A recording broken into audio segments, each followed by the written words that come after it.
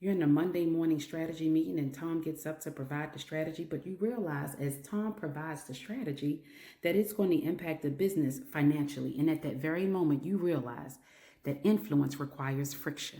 If you have no conflict in your organization, you're not doing a single thing. You're just a highly paid administrator. What I'm helping you to appreciate is that you use conflict to signal exactly what you stand for. Most of you are terrified of being disrupted and you prioritize harmony over progress. And the main reason you will not get far in your leadership is because you want to be harmonious in your strategy meeting. Now that we know that you're terrified of being disruptive, that tells me that you have no detractors. And if you have no detractors, that also lets me know that your executive presence is also invisible. As a side note, you're a placeholder that keeps the seat warm but never moves the needle. And then the sad part is your A players, your high performers on your team, they realize that you don't have a backbone. And since you don't have a backbone, your attrition is high. And when that attrition gets high, you are left to having only people on your team that are yes men. And so what's happened to your leadership? You are now a part of the culture of toxic politeness where everybody says yes.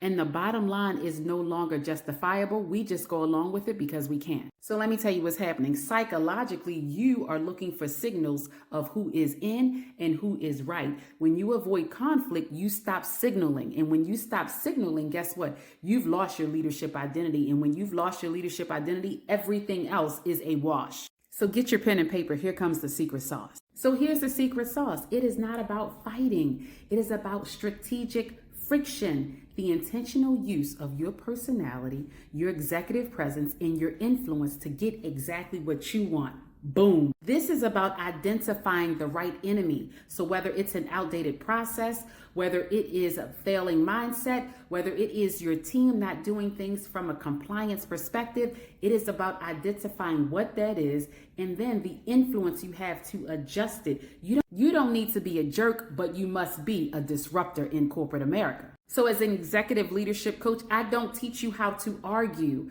I teach you and coach you on how to get your leadership identity back so that it is so clear that the right people are magnetized towards you and you build that leadership identity, that muscle that has been weakened over time. Then we refine your executive presence so that you're okay with being a disruptor. There's nothing wrong with it.